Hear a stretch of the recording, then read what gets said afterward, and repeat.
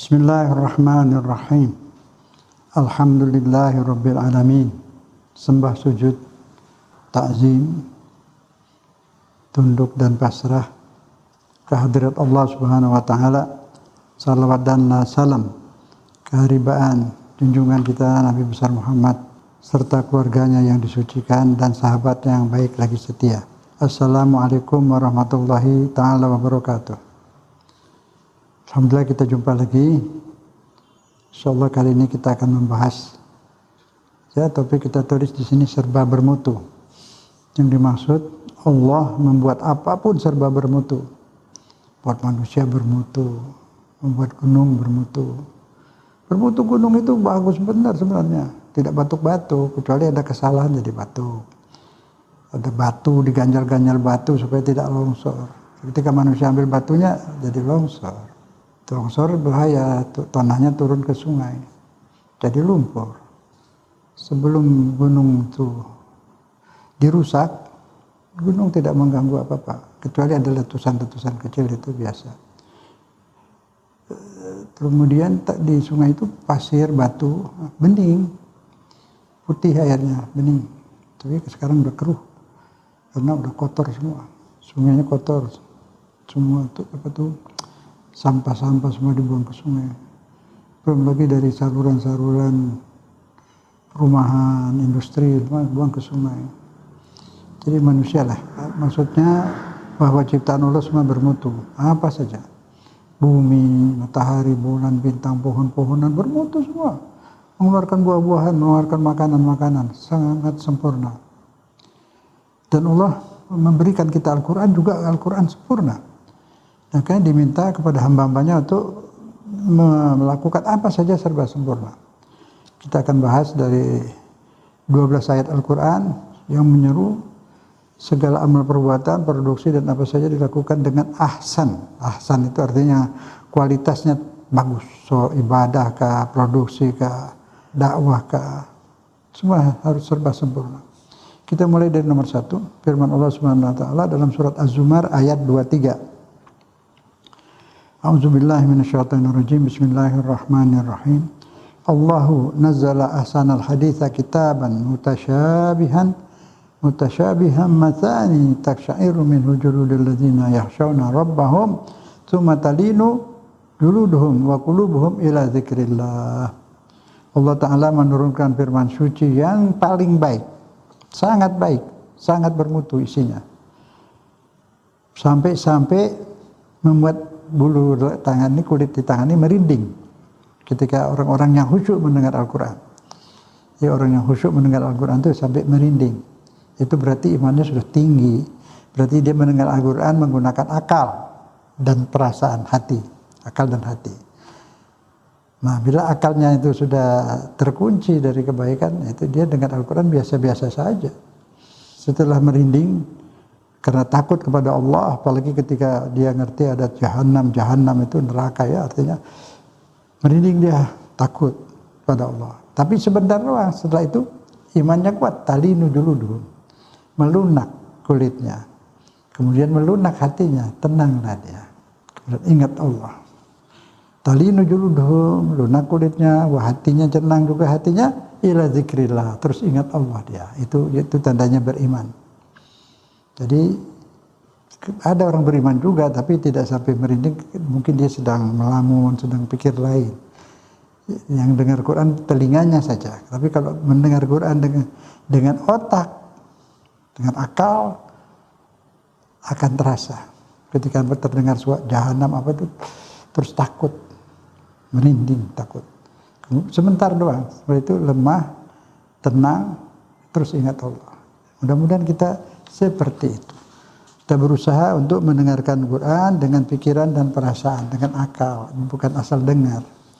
Kalau lagu orang mendengar bergetar badannya, dia joget, itu orang, ya itu yang tidak baik. Joget gerak-gerak badannya. Ya lah sudah, dia cari hiburan, tapi kan bahaya. Hiburan itu akhirnya banyak yang berantem ya, mabuk-mabuk, itu yang salah. Nyanyinya, lagunya tidak salah, itu orangnya salah gunakan. Tapi ketika mendengar Al-Quran jangan seperti itu. Mendengar Al-Quran itu ada rasa cinta pada Allah, dan kemudian ada ketika terdengar ada jahanam, neraka, merinding, takut pada Allah. Setelah merinding, lunak kulitnya dan hatinya, selalu ingat Allah. Mudah-mudahan kita mendapat seperti itu. Itulah kitab ini sangat bermutu. Sudah sejak diturunkan sampai sekarang dibaca orang. Setiap saat di mana-mana semua manusia membacanya. Tidak pernah bosan. Kita dari sejak lahir sampai sekarang mendengar Quran, baca Al-Quran, mendengar itu aja. Yasin kita banyak baca, tidak pernah bosan. Satu-satunya kitab yang bisa dibaca dengan alunan-alunan yang indah. Coba baca Quran, alunkan seperti membaca Quran, tidak bisa. Kitab apapun tidak bisa. Luar biasa ini, Tuhan bikin sempurna. Sudah 1400 tahun ini Quran, tidak bisa dikritik siapapun. Ahli bahasa Arab itu non muslim. Munjid yang bikin munjid itu orang Kristen di Lebanon. Ahli bahasa Arab, sastrawannya juga orang Kristen di Lebanon. Gibran Khalil, sastrawan Arab, bahasa Arab. Tidak bisa kritik Al-Quran. Sempurna Allah ciptakan, kitab yang sempurna. Isinya, ilmiahnya luar biasa. Sekarang masih banyak yang belum diketahui, ada yang baru-baru diketahui ternyata sesuai dengan ilmu pengetahuan. Terbuka semua. Kalau buku buatan manusia sudah bahasanya pun tertinggal. Baca buku bahasa Indonesia yang 50 tahun lalu, 40 tahun lalu, bahasanya pun bahasa zaman dulu. Lain. Grammarnya, kalimatnya semua sudah tertinggal. Bahasa itu berkembang terus. Kayak kalau ada orang baca kitab-kitab dulu ketawa kan dia. Adapun bermula daripada itu, ini kitab kan begitu. Dan sebagusnya Quran, baca Quran 40 tahun yang lalu sudah nggak bisa dibaca lagi. Isinya sudah ketinggalan zaman, sudah tidak benar lagi, bahasanya juga sudah. Al-Quran yang bahasa Arab, belum ada buku bahasa Arab bisa menandingi mutu tinggi Al-Quran sampai sekarang. Sudah 1400 tahun. Dimuliakan orang. Buku-buku lain sudah dijual di loa-loa, dipakai bungkus kacang, pakai bungkus apa itu. Al-Quran tetap diagungkan. Orang bawanya diletakkan di kepalanya. Anak-anak mau pergi ngaji, taruh di dadanya, dipeluk Quran itu di dadanya. Nah itu, mulia Quran itu benar. Ada mengatakan Al-Quran di kertas dibuat di pabrik, apa taruh sini? Kertas apa dulu? Kain merah ada, kain putih ada di mana-mana, dipakai lap nggak apa-apa. Tapi kalau merah dan putih jadi satu, jadi bendera Indonesia, ditangkap. Itu simbol negara, harus dihormati. Bawaannya aja 17 Agustus itu, upacara itu bawaannya pelan-pelan. Naikannya ke atas pelan-pelan, sangat dihormati karena sudah jadi bendera negara. Itu kertas sudah jadi Al-Quran. Sangat mulia, kertasnya pun mulia. Insya Allah. Jadi yang bisa merinding itu mendengar Quran orang yang soleh, yang khusyuk kepada Allah. Sekarang yang kedua, ayat yang kedua apa di sini? Allah memaparkan kisah-kisah indah dalam Al-Quran. Sampai bisikan antara manusia pun diabadikan dalam Al-Quran, bisikan. Wartawan mana yang bisa memberitakan bisikan orang? Gak ada yang bisa. Al-Quran banyak soal bisikan-bisikan itu. Bisikan ke saudaranya Yusuf dengan yang lain. Banyak. Itulah mukjizat Al-Quran ini. Bukan sembarang kitab. Harus kenal kita itu. Quran kita itu turunkan dari Allah. Quran suci. Quran azim. Quran mulia. Quranul Karim mulia. Kisah-kisah indah di Quran banyak sekali. Tapi sebagai iktibar. Bukan dongeng, pelajaran, mengandung pelajaran. Seperti cerita pemuda Kahfi, kisah pemuda Kahfi. Tidak disebut berapa orang, siapa namanya, nggak disebut semua. Karena maksud daripada kisah itu di Al-Quran bukan untuk sejarah manusia namanya ini tidur di gua 300 tahun. Bukan itu yang dimaksud. Di situ terisi pelajaran tauhid, mengenal Allah.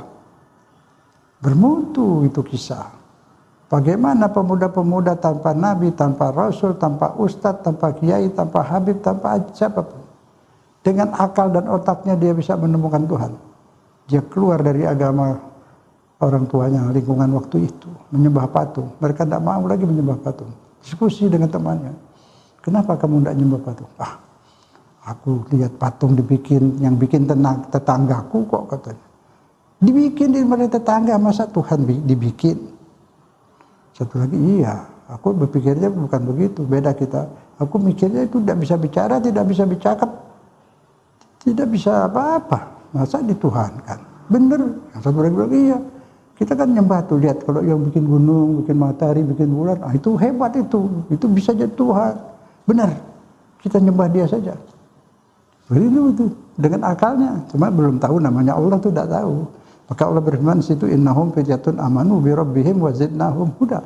Itu pemuda-pemuda yang beriman kepada Allah Tuhannya, ku berikan hidayat, ditambah hidayat. Karena dia sudah menjemput hidayat, sudah berpikir, dia berusaha mencari Tuhan.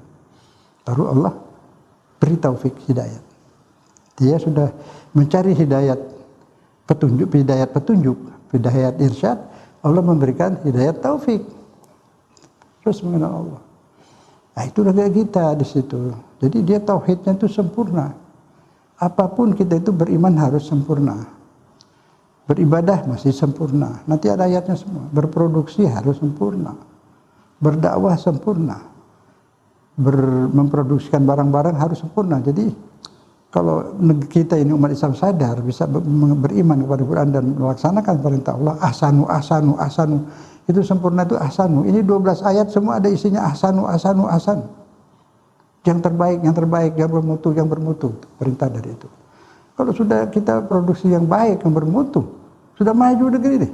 Negerinya muslimin mayoritas di sini. Udah kaya. Bahan baku banyak, tapi produksinya lemah. Itu kalau ada tanya, keran rusak lagi, baru sebulan. Kenapa rusak? Dipegang keras sedikit patah. Buatan mana? Ya buatan sini. Jadi orang kalau mau beli sekarang nyangkut buatan Jepang. Itu fakta. Dia nggak punya Quran kok. Semua silet. Orang luar juga yang bikin. Tapi kalau dia bikin di sini, yang lemah. Pakai berapa kali sudah karat. Berarti nanti yang dari luar sampai setahun tidak karat. Ya katakanlah mungkin daya belinya lemah, tapi ya tetap jangan sampai kayak gitu. Petak sedikit, keras sedikit, patah. Apa-apa semua. Kecuali kita lihat di negara komunis itu memang produksinya tidak bermutu. Karena orang kerja dipaksa dengan gaji yang murah, dan sebagainya lah terpaksa. Di kita nggak dipaksa kok, kenapa nggak bisa bikin yang bermutu? Kan harganya juga lebih tinggi nanti. Bisa diekspor kalau mutunya bagus. Nah, itu biarkan, jangan mikir ke situ. Kalau kita muslim, Allah suruh kita bikin yang ahsan, yang bermutu. Lillahi ta'ala dia bikin yang bermutu. Ini perintah Allah. Begitu. Dagang bermutu. Yang dijual itu barang bagus, tempatnya bersih dan bagus. Apa aja, produksi apa aja bikin bermutu. Makanan, minuman, bikin yang bermutu. Wadahnya juga bagus. Bermutu semua. Ini ajaran agama ini. Tapi saya baru dengar Ustaz, jadi Quran, makanya belajar dari Quran. Ini saya keluarkan Quran, 12 ayat ini. Ini Allah berfirman sekarang soal kisah. Kisahnya tuh bermutu tadi. Contoh pemuda Al-Kahfi, bermutu enggak? Membuat orang mengenal Allah. Bima auhayna ilaika hadzal Quran wa in kunta min qablihi laminal ghafilin. Ghafil, orang bertuhan tapi ghafil. Tidak tahu, makan aja, nggak tahu apa yang dimakan, dipikir dulu ini makanan bikinan siapa. Gopil, telan aja. Makan manggis nggak mikir, buka, bingung dong lihat kok ini coklat kulitnya putih di dalamnya. Kenapa bulat dan kenapa bulat di juring-juring itu? Terus kenapa berbaris bulat? Ini yang nyusun siapa ini? Pohonan manggis nyusun ini manggis? Nggak mungkin. Kenapa kulitnya dibikin sepet nggak enak? Supaya nggak dimakan binatang. Buat siapa? Buat makhluk kesayangannya manusia. Disayang ini manusia, tapi nggak tahu diri. Semua apa yang dibikin dilindungi sama Allah. Ada yang dikasih lilin supaya binatang nggak makan. Ada yang dikasih durinya nggak bahaya, salak tuh. Nanas, Binatang nggak makan karena dia di bawah kan. Kalau kelapa kan ada airnya, kan mesti dibungkus. Bungkusnya mestinya kuat dong, nggak supaya nggak tumpah airnya, nggak rembes ya. Batok kuat kan, supaya dari atas dilempar nggak pecah, dikasih serabut, bantalan, ban dari atas nggak pecah airnya, dilindungi. Kurang apa Tuhan? Kelapanya, airnya manis, kelapanya nggak manis. Kalau manis nggak bisa dibikin santan. Subhanallah, itulah. Tuhan bikin semuanya sempurna. Kita disuruh juga buat apa-apa sempurna. Sholat sempurna. Bikin produksi sempurna. Bikin makanan sempurna. Bikin minuman sempurna. Berdakwah sempurna. Yang terbaik, yang terbaik, yang terbaik. Berusaha untuk lebih baik. Jangan asal buat. Jangan asal sholat. Yang ketiga, surat As-Sajdah ayat 7. Allah memaparkan bahwa manusia yang pertama tercipta berasal dari tanah. Itu Adam. Terus sudah dari tanah, berdiri terus langsung jadi manusia. Mata dibikin mata dari tanah. Melihat. Terus ada alis di atas. Jadi kalau berkeringat, keringatnya nggak langsung masuk ke mata. Ya kan? Air-air kotor mungkin ada minyak rambut ikut. Gak ada alis dia masuk langsung ke mata. Kalau ada alis nggak dia belok ke sini. Terus alis itu buat penjagaan itu dibikin indah, cakep alisnya. Betul apa enggak? Nah, sempurna Allah menciptakan. Apa sempurna manusia? Panjangnya leher sempurna. Kalau ditambah lagi ini 20 cm, ketika belok itu patah. Kalau pendek itu nggak cantik. Nah, tangan segini, kalau tambah lagi berapa panjang, jelek. Kalau pendek segini juga tidak pantas. Sudah diukur pas semua. Balancing. Balance. Semua dari lutut ke pinggang pas. Kalau ditambah bisa jatuh. Dari lutut ke kaki segini sudah. Kalau dikit pendek itu jelek jalannya. Kalau lebih tinggi bisa rubuh. Nah itu subhanallah sudah diukur itu. Ciptaan Allah luar biasa. Nah, manusia diceritain kayak gini supaya tahu diri. Kemudian dari Adam setelah itu bergenerasi selanjutnya dari tanah lagi enggak? Enggak. Dari air itu, mani. Berkembang biak dari banyak tuh. Bikinnya satu Adam, terus bikin satu Hawa. Terus saja berkembang sekarang sampai berapa miliar. Ada meninggal, hidup lagi, emang meninggal. Lahir lagi, ada meninggal, lahir, meninggal, terus. Bukan manusia aja. Duku, mangga, semua juga. Dimakan orang, tumbuh lagi, makan orang, tumbuh lagi, makan orang, tumbuh lagi. Nggak habis-habis. Asalnya Allah bikin satu loh. Kalau yang lain sepasang-sepasang. Sepasang semua. Nah Allah kemudian menyebutkannya lagi. Pertama dibilang surat As-Sajdah ayat 7. Alladzi ahsana kulla syai'. Yang membuat segala semua serba baik. Khalqahu, ciptaannya semua serba sempurna. Wa bada'a khalqal insan, dan mulai dia menciptakan manusia dari tanah. Tsumma ja'alahu naslahu, kemudian dibuatkan lagi keturunannya terus turun menurun dari generasi-generasi mimma'in mahin, dari air yang rendah. Kecuali Nabi Muhammad, dia diciptakan dari nur. Makanya dia bisa mi'raj ke langit ya. Itu kan lewat atmosfer, apa entah itu. Dia nggak bawa oksigen. Ya itu kan dia di Quran disebut bukan Nabi Muhammad jalan, Nabi Muhammad dijalankan. Asro. Bahasa Arab itu kalau ditambah awalan alif di depan, huruf pertama dimatiin, asro disarokan. Saro itu ada jalan di malam hari. Azhaba itu ada kita doa kalau mau ke air ke jeding. Alhamdulillah azhaba anil adza. Maksudnya Allah yang telah lenyapkan, menghilangkan dari tubuhku gangguan. Kalau kita sudah selesai itu, kan gangguan itu. Kalau nggak bisa keluar gimana? Pipis saja kalau nggak bisa, mampet, repot kan? Nah keluar. Alhamdulillah Allah telah mengeluarkan itu gangguan dari tubuhku. Azhaba, dari zahaba itu pergi. Azhaba mempergikan, menghilangkan. Pakai ada di depan. Asra dijalankan, bukan Nabi yang jalan, dijalankan. Yang jalankan siapa? Allah. Sempurna. Jadi nggak perlu oksigen, nggak perlu apa-apa. Masih terus ini As-Sajdah tadi. Summa sawwahu wa nafakha fihi min ruhi. Kemudian dibuat seimbang. Adam tadi saya sudah sampaikan serba seimbang. Mata sebesar ini pas, mukanya segini. Kalau mukanya segini, matanya sebesar mata burung, tidak seimbang, ya kan? Atau matanya sebesar telur, nggak seimbang, mukanya segini, jelek semua itu. Jadi sekarang semua orang cakep. Itulah Allah yang ciptakan sempurna. Manusia itu nggak tahu dirinya sendiri, nggak tahu, nggak tahu. Banding sama kuda, mekra, lain. Jauh. Satu aja, akal. Ya. Hewan gak dikasih akal loh. Kalau hewan dikasih akal, dia bisa bikin pistol. Tenaganya lebih kuat dari kita. Kita kalah. Kita yang dikorban sembelih. Ya, itu adil kan Allah kan. Disempurnakan manusia ini. Dibuat nomor satu dari semua makhluk. Kemudian summa sawahu wa nafakha fihi min ruhi, kemudian dibentuk rapi betul, ditiup dari ruhnya Allah. Nah itulah jiwa kita tuh ruhnya Allah. Jadi nggak bisa disembarangin. Kita nggak bisa bunuh orang sembarangan. Ruhnya ruh Allah. Ruhnya nggak mati, yang dibunuh badannya. Ketika badannya rusak dibunuh, ruh keluar. Ruh nggak bisa dibunuh, hidup terus. Terus apa lihat di sini? Wa ja'ala lakumus sam'a wal absar, dan Allah menciptakan pendengaran dan penglihatan. Sam'a kata tunggal. Sam'a bukan jamak, tunggal. Pendengaran.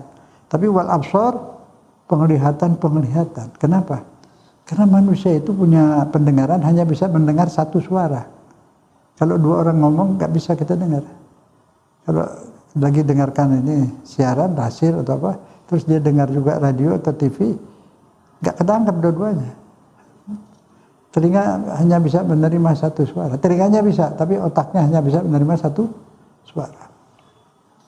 Tapi absar jamak. Kenapa?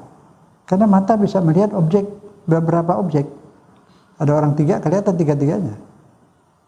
Tapi bertiga bersuara, nggak kedengeran, nggak ketangkep. Maksudnya apa? Maka Allah sudah satu kalimatnya tersusun sempurna Quran ini. Karena pendengaran itu hanya bisa dengar satu, ya dia bikin tunggal. Absar banyak, basar. Penglihatan banyak yang bisa dilihat. Subhanallah. Hanya Allah yang bisa berbahasa seperti ini.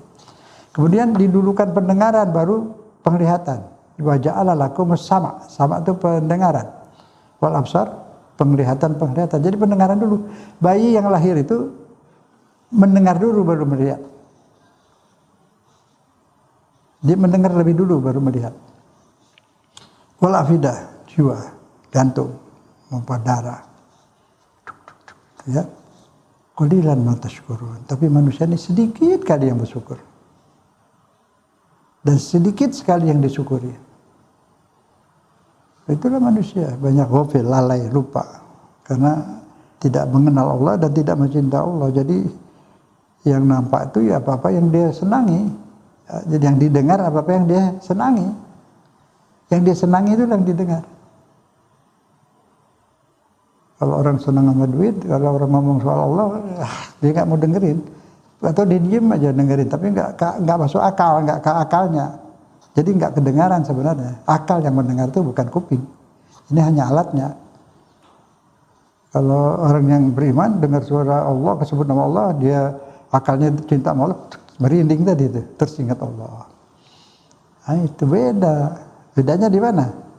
Yang namanya jiwa atau ruh itu ya akal, ya perasaan. Ya ruh semua jadi satu di situ. Boleh disebut ruh, boleh disebut jiwa. Ya hati, ya akal ada di situ semua. Saling mempengaruhi, gak bisa dipisah. Allah menciptakan manusia walaupun lemah, tapi diciptakan sempurna, nampak indah, berakal. Nah, kemudian yang keempat, Allah menciptakan manusia dengan sempurna. Ayatnya, makhluk lain tidak berakal, tidak bisa senyum. Iya benar juga ya. Pernah lihat kuda senyum? Gak bisa. Kucing senyum? Gak ada. Semua binatang apapun nggak bisa senyum. Kambing juga nggak senyum. Ayam berkokok bukan senyum. bukan ketawa. Emang suaranya begitu. Beliau diajarin sedikit satu itu bisa, tapi senyum tetap nggak bisa. Yang bisa senyum manusia. Kasih kelebihan banyak manusia ini. Emang jadi tujuan. Benda boleh dikorbankan untuk manusia. Tumbuhan boleh dikorbankan untuk manusia. Hewan boleh dikorbankan untuk manusia. Tapi manusia tidak boleh dikorbankan untuk benda, tumbuhan atau hewan atau apapun, untuk dewa atau siapapun tidak boleh. Karena makhluk kesayangan Allah. Kita pernah dengar itu, saya diskusi, gunung marah. Bilang, Tuhan, ini manusia tidak tahu diri, tidak bersyukur. Sudah diberi segala macam kebutuhan hidupnya, dia makan rezeki Allah, pisang Allah, jambu Allah, semua dimakan, padinya, gandum, semua dimakan, anggur, apa dia makan, ini semua dari Allah. Tapi nggak pernah berterima kasih ini manusia. Kata gunung, biar aku himpit, hancurkan mereka itu. Bumi juga biar aku goyangin ini semuanya. Semua marah. Kata Allah, jangan. Aku tidak aku ciptakan kecuali untuk kusayangi. Tidak aku ciptakan kecuali untuk kusayangi. Jadi dibikinnya manusia ini mau disayangi, makanya disediakan surga. Tapi yang mau disayang. Ada nggak yang nggak mau disayang? Ada, dia minta disayang oleh manusia, dia minta disayang oleh konglomerat, minta disayang oleh pejabat, oleh penguasa. Hah? Ya salah dia sendiri. Yang mau disayang Allah, minta disayang Allah, sering datang, cari mukanya, cari ridhonya. Orang yang pengen disayang sama manusia lagi, sering datengin nggak tuh? Orang yang diharapkan itu, didatengin. Sambil nunduk-nunduk gitu kan. Bisa datang ke Allah nunduk juga kan? Bisa. Kalau mau disayang Allah, ya Tuhan kan Allah. Mau disayang manusia, Tuhan kan manusia. Tapi risikonya apa? Manusia nggak punya surga. Dia sendiri mati, camat semua, calon mayat semua. Kenapa minta sayang oleh calon mayat? Jadi pengen disayang oleh Allah. Disediain surga. Dia bikin untuk di sana sebenarnya. Di sini cuma ya sebentar lah, di sini belajar mengenal Allah, terus diuji, udah. Lulus nggak lulus berangkat sana. Terima raport di sana. Kalau dikasih raportnya di tangan kanan, itu ke surga. Yang ditaruh di tangan kiri atau digantung di dadanya laporan perbuatannya, itu ada itu di bulan tersebut. Ada yang digantung di belakang, itu ada di belakang. Itu yang bakal bukan ke surga itu. Kesatunya lagi saya nggak enak nyebutnya itu, serem. Iya. Itu dia menciptakan gitu, dia baik. Jadi orang yang nggak yang ke neraka itu emang dia mau. Kan kita sering dengar. Ada yang bilang, apa aku mau ke neraka, ntar kumpul-kumpul sama temanku ketemu sama. Ada yang kayak gitu. Jadi Allah ini sebaiknya itu kepada manusia itu luar biasa. Digiring-giring, dibujuk-bujuk, ditarik-tarik supaya ke surga. Suruh nabinya, ajak, dakwah itu artinya ngajak. Ajak ke surga, terus bujuk, kasih tahu. Di sana enak, di sana ada ini, ada itu, kan dibujuk kan. Terus Ustadz meneruskan Nabi, Kiai, Ustadz, Habib semua. Ayo. Ya, jangan itu susah. Begini, buat ini, buat baik. Nanti pindah ke sana. Banyak yang ikut, banyak juga yang tidak. Yang keempat, Allah menciptakan manusia dengan sempurna, makhluk lain tidak berakal ya, sebagaimana tujuan diciptakan, yaitu untuk memenuhi kebutuhan manusia. Itu makhluk lain. Makhluk lain itu ditugaskan untuk memenuhi kebutuhan manusia. Siapa yang ditugaskan bikin madu? Sempurna. Lebah. Kok dia tahu minum sari buah ini, sari bunga ini, Hisap. Siapa yang wahyukan itu? Allah. Wa auhayna ilan nahri. Aku wahyukan kepada lebah untuk mengambil bunga-bunga ini, dan supaya bertempat tinggal di gunung-gunung, di pohon-pohon, dan di tempat yang dibudidayakan manusia. Harus beramal. Apa amalnya? Produksinya membuat madu sambil terbang, pabrik terbang. Allah bikin pabrik terbang, pabrik madu terbang. Sambil terbang itu bikin madu, subhanallah. Kemudian perutnya lebah sebesar apa? Kecil. Terus di dalam situ ada apa? Kan bikin madu, pabrik. Sari buah mesti diapain supaya jadi madu? Di jus, di mixer tuh. Ditimbang dulu sari bunga ini, bunga. Ditimbang terus di mixer. Jadi di perutnya ada mixer, ada jus. Jadi mixernya sebesar apa? Timbangannya sebesar apa? Sebesar titik. Subhanallah. Diaduk. Sari bunga tadi diaduk jadi madu. Madunya sekarang bertonton di setiap negara. Lebahnya kecil kayak gitu. Berarti ada berapa triliun dalam satu itu tempat. Berapa triliun coba. Bekerja keras. Untuk siapa? Ketika manusia minum madu sadar gak? Hah? Enak buah, bilang enak gitu. Tapi dia nggak sadar siapa yang bikin enak. Mana mungkin lebah itu bisa ngerti bikin madu kalau bukan Allah. Binatang kecil, tidak ada daya apa. Sampai ceritanya dia bikin sarang. Hah? Dikasih bela diri kalau ada yang mau ganggu sarangnya. Dia dikasih peringatan, disengat. Allah kasih senjata. Karena itu madu buat hambaku yang ku sayang. Jangan sampai diambil. Mau nggak nih manusia bersyukur? Astagfirullahaladzim. Nah kalau manusia mau dirinya sempurna, bersyukurlah. Barang yang kelihatan kok. Beriman itu kelihatan. Memang nggak kelihatan tuh lebah sampai terbang bikin madu? Astagfirullahaladzim. Buta Allah. Kalau nggak beriman, nggak yakin kayak gitu. Jangan sampai buta kita. Buta huruf masih mending itu. Walaupun tidak sempurna, masih mending dibanding buta Allah. Mati sudah nggak ada harapan lagi. Mau kemana dia? Mau kemana? Jadi semua baking semua bakal mati semua, camat semua, calon mayat semua. Tadi di alam sana manusia tidak mati, memang yang mati itu tubuhnya, jiwanya, ruhnya, dianya sendiri keluar, kembali ke Allah sana. Sana kumpul, diperiksa, kan ujian, periksa. Kasih rapot lagi, adil Tuhan. Rapotnya masing-masing. Cara canggih tentunya, cara Allah lah. Ini teknologi ini semua penemuan ini manusia disebut penemuan. Kenapa nggak disebut dibikin? Teknologi ini penemuan. Karena yang bikin Allah, manusia menemukan. Dan Allah kasih sesuai dengan kebutuhan. Rekod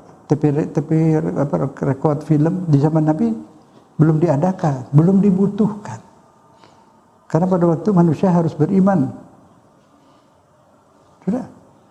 Terus setelah lama manusia butuh baru muncul. Setiap manusia butuh baru ada.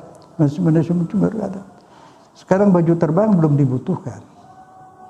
Masih bisa pesawat segala macam. Itu kalau udah banyak, ada orang menemukan buat baju terbang. Jadi kita kalau pergi haji naik aja ke atas sendak itu, terbanglah ke Arafat. Akan ditemukan.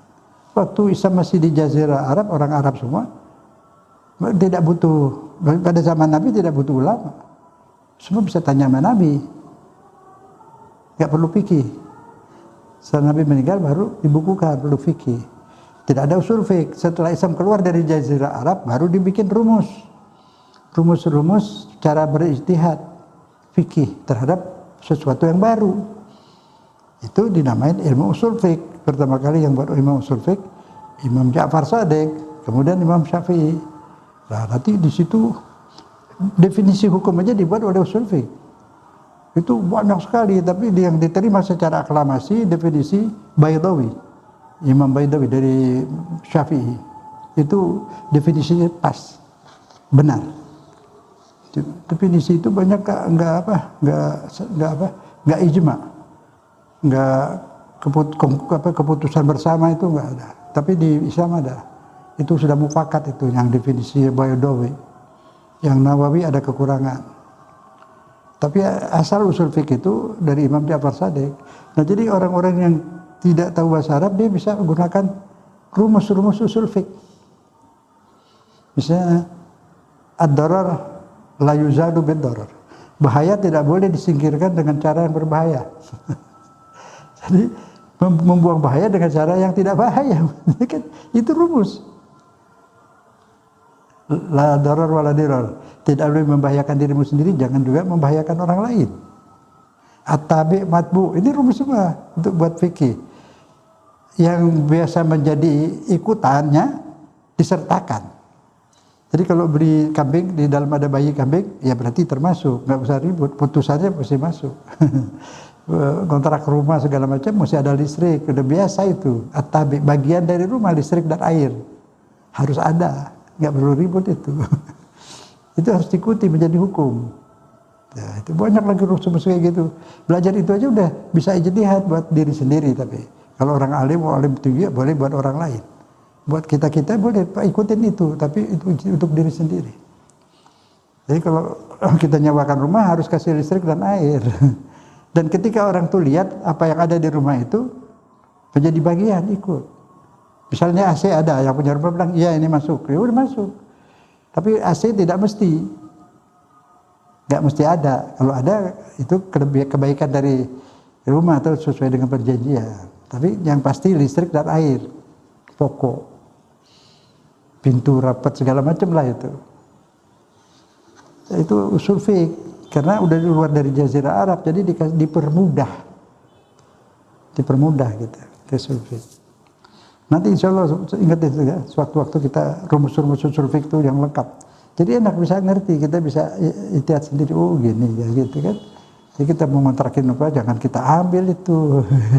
Atau rumah mau dijual. Ketika pembeli melihat benda yang ada waktu itu, jangan orangnya pulang dicopotin, jangan. Jadi itu yang dia lihat itu tetap ada sanjo atau itu air, pompa air ada di situ ya. Kalau ada masuk, itu harus juga termasuk harus. Kecuali waktu mau dijual ini pompanya nggak ada karena sudah rusak. Yang mau beli bilang iya ya sudah ada antarodin saling ridho boleh. Antarodin kunci itu saling ridho. Jual beli apapun syaratnya ridho. Perkawinan pun syaratnya ridho kedua mempelai. Kedua mempelai wanita dan pria harus ridho keduanya. Maka itu karena ridho ada di dalam hati harus dibuktikan dengan ijab kabul. Ijab kabul itu mengutarakan isi hati. Ya, saya nikahkan diri ini, saya terima. Makanya disuruh langsung kalau yang laki ngerokok dulu baru bilang saya terima. Itu bukan tidak sah, tapi kurang sopan. Tidak menghargai perkawinan yang kudus. Jadi ulang, nggak pantas dong, kayak malah meragukan, mungkin dia ragu, isep rokok dulu, atau keluar dulu merudah baru bilang saya terima. Itu nggak boleh itu. Bukan berarti jadi badan, itu dijaga karena ini kudus gitu loh, harus sopan. Dia bisa nggak sah kalau dia masih ragu-ragu, dipaksa kali. Ya, kalau dia nggak dipaksa langsung, tapi bukan harus dijagain, harus telat dikit aja, janganlah. Dia napas dulu boleh juga. Ya orang napas biasa.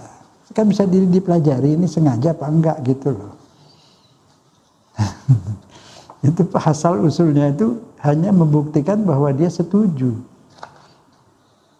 Kayak cerita Datuk Maringgi itu kan nggak setuju yang perempuan, dipaksa kan diwakilin ke bapaknya. Tapi dia kan wakilinnya kan dipaksa, nggak ridho. Sebenarnya dia kan nggak ridho itu, yang ridho bapaknya. Nah, itu jadi tidak boleh hukum Islam dibuat mainan seperti itu. Si anak dipaksa harus wakilkan ke bapaknya, ya kan? Akhirnya bapaknya yang ridho kawin, mau wakili anaknya, tapi wakil yang tidak sah. Kalau menurut saya pribadi, buat untuk orang lain, kalau saya itu ragu keabsahan perkawinan itu, yang dipaksa seperti itu. Sebab di Quran antarodin. Ada ijab kabul itu untuk buktikan ridho. Jadi kedua belah pihak itu ridho. Dan ridho orang tua juga. Itu lebih baik. Kalau orang tua melihara dari kecil. Jadi ridho dua-duanya gitu ya. Lebih baik. Jangan ridho salah satu. Ridho dua-duanya. Kalau belum, dia tunggu sebentar dirayu-rayu sampai orang tua ridho gitu. yang kawin lari dulu ke Bogor aja katanya orang tua di Jakarta, jadi itu nipu lagi, nggak bisa begitu. Apalagi sekarang komunikasi udah luas kok, mau luar negeri juga masih bisa dihubungi, nggak bisa itu. Kecuali orang tuanya sudah gugur kewaliannya karena dia ada cacat ya, kayak ayahnya Siti Nurbaya tuh anaknya mau dijual buat bayar utang, itu gugur. Kalau orang tua niatnya kan melindungi anaknya, mesti diikutin dong, harus dihormati orang tua, harus minta ada persetujuan dia melindungi. Kecuali orang tuanya nggak melindungi, malah sebaliknya, itu baru gugur, ditangani oleh wali ya. Oke, lanjut. Yang kelima, Allah mengajak kita mengikuti Al-Quran, kitab yang terbaik tadi. Kita ini dimanja oleh Allah, segalanya diberi yang terbaik. Coba lihat, jadi manusia yang bentuknya terbaik, dikasih akal lagi jadi sempurna, luar biasa. Manusia kan semua cakep. Ayam cakep nggak? Kuda, nggak ada binatang yang cakep. Jalannya aja ada yang kaki 4, yang pakai perut. Manusia keren, kaki bisa tulak pinggang, bisa. Ini manusia mesti tahu diri ini. Muslimin ini. Udah sempurna, dikasih apa? Punya Tuhan yang maha kuasa. Tuhannya maha kuasa yang bikin langit bumi. Kurang apa lagi? Punya nabi yang terbaik. Sayyidul wujud. Penghulu segala apa yang ada. Khatamal anbiya. Sayyidul mursalin. Penghulunya para rasul. Punya kitab yang terbaik, Al-Quran. Apalagi? Punya saudara terbaik umat Islam. Bersih, tidak makan sembarangan. Ini nggak boleh, ini nggak boleh. Ada yang nggak boleh jeroan loh. Itu juga bagus sebenarnya. Kan kotor jeroan tuh dan susah dicerna. Tapi nggak apa-apa sih, tidak haram bagi yang mazhab Syafi'i ya. Tapi ada yang lain. Oke. Arti serba indah, serba sempurna, makan yang sehat, yang bagus. Hai muslimin, makanlah yang halal dan bersih dan baik. Dan baik. Tadi yang basi tidak, yang busuk jangan. Gitu. Nah, kepada manusia Allah berfirman, hai manusia, makanlah apa yang ada di bumi. Dia mau makan kucing, mau makan anjing, biarin itu urusan dia. Enggak disayang sama Tuhan. Yang beriman disayang enggak? Sayang, dimanja. Ada ikan, ada ayam, bolehnya banyak, yang boleh juga banyak, enggak habis tuh yang boleh. Mau makan bareng tuh ayam juga, kambing, nggak mungkin lah. Banyak ganti-ganti juga. Tapi yang dilarang, yang nggak bersih, yang nggak bagus, jangan. Yang darahnya tidak dialirkan, tidak dibuang, jangan. Tidak thayyib. Jadi darahnya dibuang, habis dipotong semua, digantung supaya darahnya tiris sampai habis. Jangan disiram air dulu, kalau disiram air darahnya beku. Beku di dalam nggak turun. Nah itu suka kalau dimasak agak bau. Jadi hampir habis baru boleh disiram air. Jadi murni darahnya habis. Nah, marus apa darah dibekukan tuh juga boleh. Kisam tuh benar, soalnya di darah tuh banyak bakteri. Jadi makan yang terbaik, segala yang terbaik, pakai pakaian yang bersih. Wasiyah bakapat tahir. Pakaianmu sucikan dari najis. Jadi kita hati-hati kan kalau mau ke jeding, ke kamar mandi itu pakai yang khusus lah, apa gitu. Jadi nggak ada tetesan-tetesan yang bagus. Ada khusus. Baju tidur khusus, baju tidur jangan dipakai sholat. Menghadap yang maha suci, pakaiannya harus suci, tempatnya harus suci, makanannya harus suci. Dimanja, diajar bersih, diajar baik, diajar indah. Ya, begitulah kita. Ya, baru kita juga jadi makhluk terbaik. Begitu bersih. Pakaian boleh sederhana, boleh bagus, nggak dilarang, bagus juga. Silakan. Malah disuruh ke masjid itu pakai pakaian yang bagus. Tapi yang bagus bukan yang ngaco-ngaco gitu, ya, yang sopan, ya, tapi bagus, bersih. Menikmati pemberian Allah silahkan, tidak dilarang.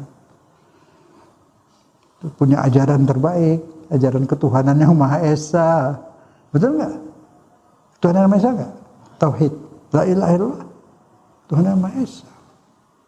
Beri kemanusiaan disuruh baik, sedekah, bantu orang, apalagi suruh adil, keadilan, beradab, berakhlak. Itu ajaran Islam semua. Ada kita di Pancasila kita. Orang Islam itu semua udah ngamalin Pancasila. Kalau diamalin Islam itu bagi Pancasila itu bagian dari ajaran Islam. Jangan ditentang itu. Itu udah alhamdulillah bagian dari ajaran Islam. Tauhidnya ada, akhlaknya ada di situ. Semuanya ada. Manusianya ada berada, persatuan. Semua ajaran Islam itu. Hikmah, kebijaksanaan itu bahasa Al-Quran. Bil hikmati wal mau'izatil hasanah. Semua itu. Indah sekali. Kita negeri kita udah berdasarkan Pancasila udah alhamdulillah. Ya? Sebab terbaik itu ajaran terbaik. Saya kepengen Pancasila itu dikirim ke luar negeri sana. Ke PBB juga, ke lembaga apalagi lembaga hak asasi manusia itu. Sebarkan itu supaya tambah menjaga hak asasi manusia di seluruh dunia. Itu. Kita lanjut yang keenam. A'udzubillahi minasyaitonirrajim. Bismillahirrahmanirrahim.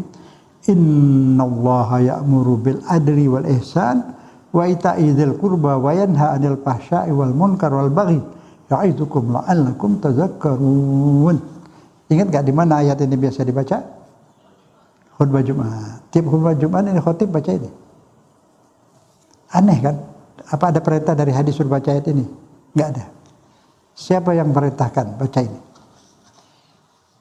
Khalifah Umar bin Abdul Aziz. Karena khalifah-khalifah sebelum dia dari mulai Muawiyah, Yazid dan seterusnya itu diwajibkan mengutuk keluarga Nabi. Allahumma al'an Ali, Allahumma al'an Hasan Hussein. Terus gak berapa lama yang pengikut Ali dan Hasan Hussein membalas. Pertamanya mereka dulu itu pengikutnya Muawiyah dia yang nyuruh. Tapi orang-orang yang ikut Hasan Hussein dan Ali nggak balas lagi. Datang khalifah yang jujur, yang baik itu Khalifah Umar bin Abdul Aziz dari Bani Umayyah juga. Dia stop. Tak boleh mencaci maki seperti mengutuk sesama muslim. Sekarang ganti baca ayat ini. Innallaha ya'muru bil adli wal ihsan. Sungguh Allah mengharuskan kita berlaku adil dan bijak. Nah itu. Mengutuk tadi tidak adil lah. Tidak bijak. Sekarang disuruh adil dan bijak. Ini dibaca tiap hari Jumat. Ngerti nggak? Adil dan bijak terus bawa kayu, bawa batu, lemparin rumah orang Ahmadiyah. Nah, padahal dibaca tiap hari Jumat. Dan dia juga nuntut semua orang supaya adil. Dia juga harus adil orang Islam itu. Gak boleh. Itu bagian hukum, urusan badan hukum, lapor. Kalau nggak lapor, baru demo ke kantor lapor. Kenapa nggak ditindak itu? Nanti kami demo, boleh gitu. Lapor dulu. Kalau semua orang bertindak itu negara kacau dong. Semua orang akhirnya perang saudara, hancurlah negeri ini. Nah, dia ada aturannya. Dan kita orang Islam disuruh begitu adil, itu adil itu. Berbuat adil itu artinya bertindak atau mau negur, mau bentuk cara yang baik. Cara yang baik, tidak mungkin membasmi munkar dengan cara yang munkar. Jadi double munkar. Arti munkar apa? Diingkari. Munkar itu diingkari oleh hati manusia. Kalau bahasa munkar, asal kata ordernya apa? Larangannya, ankir. Makanya di botol bir itu ada tulis ankir bir. Tinggalkan bir. Ditulis itu ankir bir. Sama sekarang udah aneh. Lebih aneh lagi itu rokok. Diiklankan tapi ditulis itu. Ini berbahaya. Bisa mati. Tapi ditulis dan dijual. Tapi dibilang ini bahaya. Saya nggak ngerti, otak saya nggak nerima itu. Nah beginilah hipokritnya manusia sekarang. Hipokrit itu. Dia tahu ini bahaya, dia larang, tapi dijual. Kan kontradiksi itu. Hukum hanya untuk begitu, ditulis saja, nggak usah diamalin, dan begitu. Ini semuanya bukan kritik untuk bahwa kita tuh harus jujur pada hukum. Kalau bisa orang Islam itu tidak melanggar hukum lalu lintas itu juga hukum fikih. Apa yang dilarang itu dilarang Islam. Tidak boleh bahayakan dirimu, jangan bahayakan orang lain. Itu kan melanggar lalu lintas, kan membahayakan. Naik motor lawan arus itu kan bahaya. Mobil semua ke sana, dia berbalik ke sini. Ada macam-macam. Dia nggak ngerti, dibilang ini mungkin bukan Islam. Ajaran Islam itu melanggar itu. Tidak boleh membahayakan orang. La darar wala dirar. Gu anfusakum wa alikum nar. Semua itu banyak ayat-ayat seperti itu. Jadi Islam mengajarkan kita hidup tuh rapi, disiplin, taat hukum. Hukum agama, hukum negara juga tuh hampir semuanya sama dengan hukum Islam. Jadi lainnya semua sama ajaran Islam, hanya beda sanksi hukumnya berbeda. Tapi dilarangnya sama. Penipuan, pencurian, semua sama. Jadi ikutin dulu, udah sebagian kita ngamalkan Islam gitu loh. Semua yang dilarang itu harus dipatuhi. Antri ya antri, itu termasuk disiplin, tertib. Kita di Islam dihukum itu kan semua tertib. Tertib wudu, tertib sholat. Tertib itu apa? Disiplin. Jadi tertib itu disiplin, teratur. Tertib itu teratur. Jadi umat Islam diminta agar melakukan apa itu yang serba baik, serba bermutu. Allah menguji dan memilih siapa di antara kita yang terbaik. Itu nanti surat Al-Mulk ayat 2. Ntar kita baca ayatnya. Segalanya, ibadahnya terbaik, bikin produksi terbaik, kelakuannya terbaik, memimpin dengan cara yang terbaik. Nah nanti mudah-mudahan Bapak Presiden, Bapak Menteri ini memilih, setiap tahun dipilih lurah terbaik, camat terbaik, bupati terbaik, gubernur terbaik. Jadi orang berlomba-lomba menjadi baik, dapat penghargaan gitu. Guru terbaik, pemuda terbaik di setiap kelurahan, pemudi terbaik. Jadi mendorong orang untuk menjadi baik, dikasih penghargaan. Orang main bola menang kasih penghargaan, orang baik kenapa nggak dikasih penghargaan? Guru terbaik di kampung-kampung, di desa, naik nyebrang kali mau ngajar jauh, jalan kaki. Ya kan banyak itu. Pegawai terbaik. Ya, melayani rakyat dengan ikhlas dihargai. Harus begitu, mohon Bapak Presiden. Itu untuk demi kemajuan negeri ini dan merubah penduduk negeri ini menjadi lebih baik, yang terbaik. Kita dulu bilang orang Indonesia terbaik, betul, tapi dulu. Sekarang sudah berkurang. Harus dikembalikan itu. Caranya yaitu tadi, antara lain diberi penghargaan. Banyak orang-orang terbaik, banyak. Setiap kampung ada itu. Di kantor-kantor ada banyak. Semua pilihlah yang terbaik, polisi terbaik, TNI terbaik. Jadi rakyat ini nggak ngomel terus tiap hari. Ya kan? Itu nggak susah lah. Sesuai dengan perintah Allah, semua harus menjadi yang terbaik. Ini firman-Nya. Al-Mulk ayat 2. Bismillahirrahmanirrahim. Alladzi khalaqal mauta wal hayata liyabluwakum ayyukum ahsanu amala. Dialah Allah yang menciptakan maut, kematian, wal hayat, hidup dan mati, liyabluwakum, untuk melihat dan menguji kamu. Siapa di antara kamu yang berbuat terbaik? Ayyukum, siapa di antara kamu yang terbuat baik? Artinya siapa saja di antara kalian yang berbuat terbaik. Tentu pangkatnya lain. Yang terbaik menurut Allah nanti di sana jadi jenderal bintang 6. Itu berapalah bintang di sana? Benar kayak jenderal di sini. Ada pakaian khususnya, tentu nggak sama, tapi penghargaan ada di sana. Kelasnya juga ada, surganya kelasnya dekat-dekat Nabi itu. Orang kalau di sini berani cari pangkat dengan bersusah payah, terjun payung, dilepas di hutan, segala macam, perang, mau semua. Terus pensiun nggak lama. Ini nggak pakai pensiun, pangkat di kerajaan Allah sana. Kenapa nggak mau? Nggak percaya, nggak percaya. Kalau nggak percaya ada akhirat, jangan percaya ada dunia. Dunia ada nggak? Benar dunia ada. Yang bikin dunia, dialah yang bikin surga itu. Kalau dia bisa bikin dunia, mindahkan dunia ke sana lebih gampang kan? Dia bikin apel di sini, dia bikin apel di sana yang 1000 kali putunya lebih enak, susunya, orangnya. Yang laki ganteng, entah berapa juta kali gantengnya daripada orang di bumi. Yang wanita cantik, berapa juta kali cantiknya daripada yang di bumi. Begitu dikatakan. Tidak ada letih, tidak ada keringat, tidak ada capek. Mau minum es krim 1 kontainer juga bisa. Nggak kena penyakit pula, nggak ada penyakit, nggak ada kuman, nggak ada bakteri. Kok nggak mau? Abadi selamanya. Rebutlah pangkat di sana. Nah, nanti kejutan loh di sana, orang-orang yang di sini dianggap orang kere-kere, sana pangkatnya tinggi.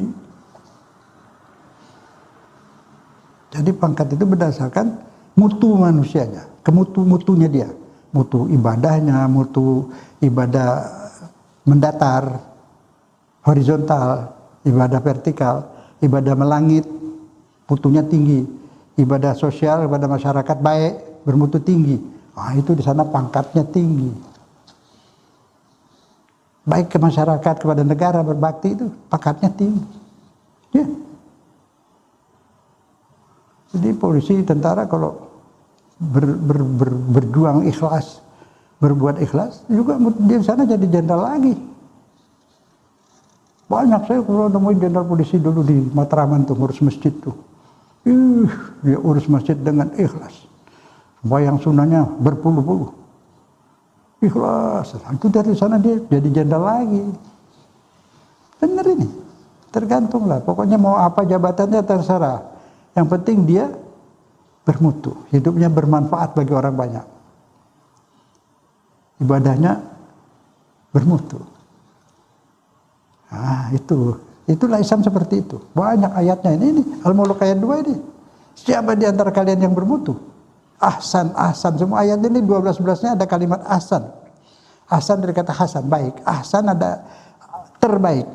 Fadal bagus. Afdal paling bagus. Ahsan, akbar, kabir besar. Akbar lebih besar. Itu. Ahsan lebih ahsan. The best. Kemudian yang ketujuh nih. 7 ya. Ya betul. Allah menyuruh manusia untuk memilih segala yang terbaik, tidak mengikuti setan, karena setan memilih yang paling jahat dan yang terburuk. Ada orang dia ketemu setan tapi nggak lihat, berasa dia ini setan, tapi dialog bisa, terus setan lewat. Setan yang ini lagi yang dikutuk Tuhan itu, yang nggak mau sujud kepada Adam. Hei, kamu setan? Iya, tobatlah. Tobatlah kamu, kenapa dulu dikasih kesempatan tobat nggak mau? Dikasih kesempatan 2 kali kasih kesempatan lagi kamu nggak mau juga. Coba deh kali ketiga kali, Allah kan Rahman Rahim, coba deh, marah dia. Kamu kan baik juga, kamu ini. Saya itu ketemu Tuhan, kamu apaan kecil kayak gitu? Tuhan itu ketemu aku bicara dengan Tuhan. Jadi kamu tobat dah, disuruh hormat madam, hormat dah. Ke jalan. Memang dia nakal dulu, dia tuh setelah dikutuk sama Allah tuh dikasih kesempatan untuk tobat lagi. Ada yang nengahin itu, sama Allah tobat, iya, suruh dia datang. Kamu harus sujud sama Adam. Wah, Adamnya masih hidup aja saya nggak mau, apalagi dia udah mati. Itu setan sombong banget, nggak mau. Atau ada orang tuh ketemu seperti itu, tapi nggak lihat fisik kali ya, nggak tahu lah orang. Kamu tobatlah, marah dia, apa kamu? Saya ini ketemu sama Tuhan. Kamu apaan kamu? Digituin.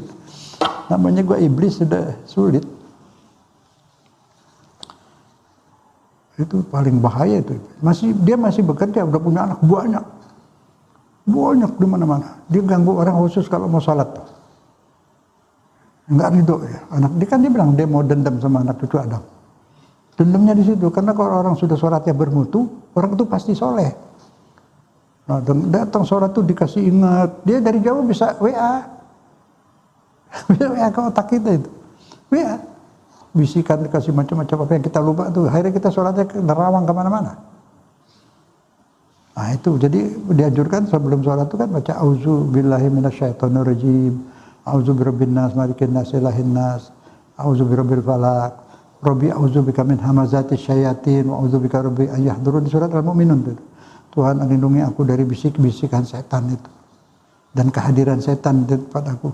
Allahu Akbar, Allahu Akbar, Allahu Akbar. Lempar setan tuh, pakai Allahu Akbar, takut ya. Tapi nggak lama balik lagi, tembak pakai Allahu Akbar, tampar pakai Allahu Akbar. Nah, sebelum sholat, usir dulu, insyaallah. Ini firman-Nya. A'udzubillahi minasyaitonirrajim. Bismillahirrahmanirrahim. Al-Isra 53. Wa qul li ibadi yaqulul lati hiya ahsan. Katakanlah kepada hambaku agar berkata-kata dengan cara yang terbaik. Cara terbaik. Berkata-kata, bercakap, ngobrol apa aja yang terbaik. Apalagi ngomong-ngomong Allah, sholat. Yang terbaik. Orang terbaik. Dakwah terbaik. Tapi kita manusia nggak sempurna. Kan kalau ada kritikan terima. Kritik terima. Sebab kita nggak sempurna. Tapi Allah minta ahsan, yang terbaik. Yaqulu itu berkata-kata, termasuk ceramah. Apapun, sholat semua. Iya ahsan. Dari tadi bilang ahsan terbaik, dari kata hasan. Ahsan yang paling baik. Inna syaitan itu yanzahu bainahum, memecah belah di antara kalian. Semua orang berantem dibisikin sama setan, diadu sama setan. Setan manusia maupun setan jin. Inna syaitan kana lil insani, karena setan itu bagi manusia itu aduan mubina, musuh yang paling berat. Gimana kita punya musuh berat, tenang-tenang saja. Cari lagi musuh berantem sama orang lain, tambah berat. Main di satu setan aja masih belum selesai, masih berat, cari musuh lagi. Kadang lebih ganas kepada manusia. Jangan, manusia sih kalau kita nggak musuhin dia, nggak musuhin kita kok. Biar tenaga kita bertahan dari setan ini. Setan yang mesti kita perangin setiap saat. Mau tidur, mau sholat. Begitu. Ini cerita dari Allah ini. Dia dendam kok. Dia dikutuk gara-gara Adam. Dia bilang, saya mau ganggu. Tuhan panjangkan umur saya. Saya mau ganggu anak cucu Adam. Ya, panjangkan umur. Panjangin. Jin-jin yang lain mungkin ada yang 3.000 tahun, 4.000 tahun. Iblis enggak. Terus. Beranak banyak. Beranak enggak pakai mati. Nah, masih banyak. Kok kita aman-aman? Berat ya. Kalau kita sadar, tahu enggak berat. Yang bahaya ini kalau enggak sadar, enggak tahu kalau dimusuhin sama setan, sama iblis.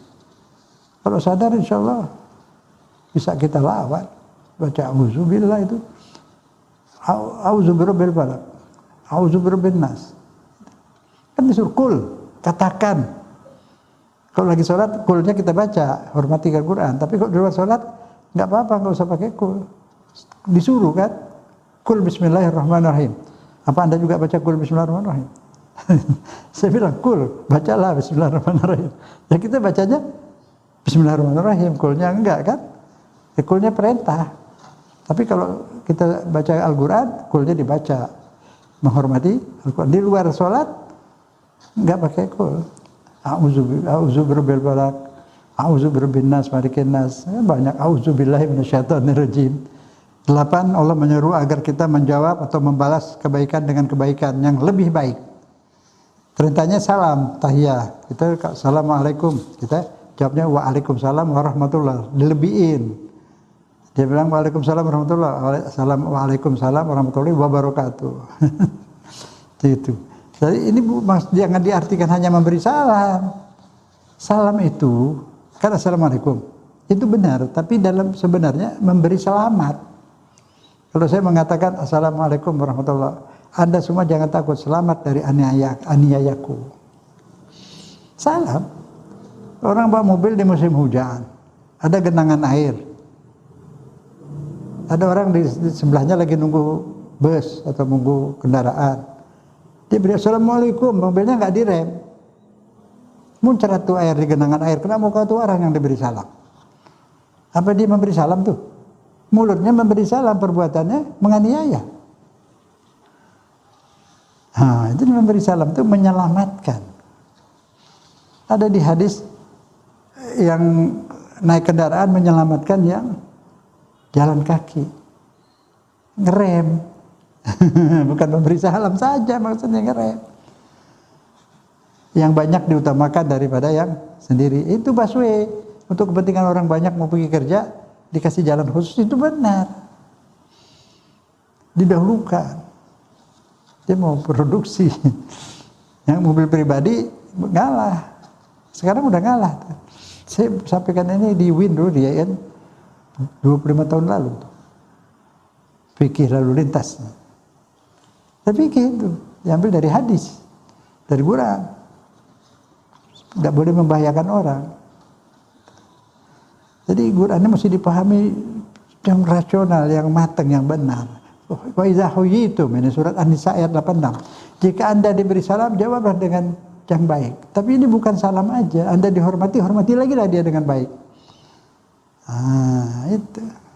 Bi ahsani minha. Cuma kalimat kita lagi bahas ini ahsan. Ini 12 ayat semuanya ada kalimat ahsan, yang terbaik. Lebih baik. Orang baik kepada kita bikin lebih baik lagi. Selalu gitu. Auruduha, balas salam tadi balas. Gitu. Orang baik kita dia ngantarkan ke rumah kita apa makanan. Kita nggak punya apa-apa, apa yang ada besok antarin lagi gitu. Kan jadi hubungan mesra bagus. Karena Allah, kata Allah, innallaha kana kulli syai'in hasiba, subhanallah. Karena Allah semua lihat perbuatan kita itu. Hasibah dan diperhitungkan. Nggak ada yang hilang dari pandangan Allah. Pasti Allah senang lihat hambanya saling sayang. Bikin sayur kirim tetangga, tetangga bikin sayur lagi kirim juga. Itulah. Tapi ya hati-hati boleh juga kalau orang-orangnya kira-kira lain ya hati-hatilah. Zaman sekarang beda sama dulu. Ya. Tapi kalau tahu baik-baik ya udah baik-baik. Allah berseru agar berlaku baik. Walaupun berseteru tetap berlaku baik. Apabila ada kemungkaran, ada kejelekan, boleh kita tolak, tapi dengan cara yang baik. Itu tadi. Yang munkar jangan dibersihkan dengan cara munkar. Dengan cara ma'ruf, munkar itu bisa hilang. Munkar itu bisa hilang dengan cara ma'ruf. Di tempat-tempat judi, kasino, bisa dihilangkan. Ma'ruf. Cara baik, kosong. Kalau kita dakwah berhasil, kasino kosong. Ma'ruf. Tapi kalau kita basmi kasinonya akan tumbuh lebih banyak. Yang dibasmi bukan kasinonya, hatinya, otaknya. Diisi dakwah. Dia akan berhenti. Dakwah kita kalau cara baik, menarik, orang bisa paham, orang bisa nerima. Kan tadi dibilang di Quran juga, suruh dengan cara yang baik. Nah ini juga di surat Al-Mu'minun ayat 96. Idfa billati hiya ahsan. Tolaklah. Ya itu tadi munkar-munkar, tolaklah dengan cara yang baik. Ini Quran. Kita sudah ninggalin Quran sih, jadi begini. Selamanya ngamuk ke rumah kita. Tapi kan nggak berhasil. Berhasil nggak? Nggak berhasil. Dengan hikmah. Pak Anies bisa, gubernur. Iya, memberhentikan kasih apa dulu tempat. Bisa. Pakai kebijaksanaan. Sekarang dia menyetop lagi apa itu tempat nggak benar lagi di Kebayoran itu. 2 hari lalu kemarin nggak tahu. Dengan cara yang baik berhasil. Dengan kekerasan dengan seperti itu tidak ada hasil. Malah sebalik yang terjadi. Itu kan arti Quran lah diikuti. Saya bukan lagi cerita itu contoh. Tapi yang maksud kembalilah kepada Al-Quran. Al-Quran dipelajari betul-betul dan diamalkan. Indah sekali Al-Quran ini. Lembut caranya, pasti tapi lembut. Tegas tapi sabar. Tegas tapi bijaksana. Tegas Quran ini. Tapi caranya bijaksana. Kalau tegas terus kasar ngamuk-ngamuk itu tidak baik. Terus ya, Pak Belatihya Asa. Kemudian yang ke-10, ini lagi, Nahl ayat 125. Ud'u ila sabil rabbika bil hikmah wal mau'izatil hasanah. Hasan lagi. Dakwalah kepada Allah di jalan yang lurus dengan hikmah dan nasihat yang baik. Kalau perlu diskusilah dengan cara yang baik. Berdebatlah yang baik. Ini Quran semua. Kan umat Islam kadang-kadang begini, kadang enggak kan? Ada yang begini banyak, ada juga yang enggak. Yang enggak ini merugikan Islam. Orang jadi tambah jauh. Kemudian Allah mengajak melakukan segala yang baik termasuk merawat anak yatim dengan penuh kasih sayang. Dan jangan ganggu kalau dia punya harta waris, tidak boleh diganggu kecuali dengan cara yang baik. Mungkin takut habis, boleh didepositokan buat anak yatim, halal itu. Supaya tidak habis, boleh didepositokan, hasilnya dijaga, dipelihara, boleh. Atau anak yatim dipelihara dengan baik. Kalau yang ngurusnya itu familinya tidak punya apa-apa, tidak mampu, dia boleh ikut makan sekedarnya. Ada di Quran, makan sekedarnya, bukan diambil. Sekedarnya. Jelas ya? Ini keadilan dari Allah dengan cara yang baik, ahsan lagi. Dan anak yatim harus diperlakukan dengan cara yang baik, dengan santun, dengan sopan, tidak boleh dibentak. Itu ajaran Islam. Kemudian yang ke-11, segala perbuatan dilakukan dengan cara terbaik untuk merawat anak yatim dengan penuh kasih sayang, berdagang dengan penuh kejujuran, tidak merubah timbangan, tidak diganjel timbangannya itu pakai besi magnet ya, besi berani ya, besi berani. Firman Allah buat surat ayat Al-An'am ayat 152. Jangan kamu ganggu harta anak yatim kecuali untuk dilakukan dengan cara yang terbaik. Ya di deposito bolehlah. Enggak haram kalau untuk anak yatim. Untuk mahasiswa yang dapat waris juga enggak haram, boleh. Di bank pemerintah ya. Ayat ini semua, dari semua ayat itu 12 ayat meminta kita untuk melakukan apapun secara adil, jujur, dan cara yang terbaik. Dakwah terbaik, berdagang dengan cara yang baik, yang jujur, segalanya. Jadi kan buka usaha apapun. Jadi terbaik, sholat juga terbaik, khusyuk, jangan lihat banyaknya tapi mutunya. Jadi ini Allah suruh bikin semua serba bermutu. Bikin produksi bermutu, nanam buah-buahan bermutu, dirawat dengan baik.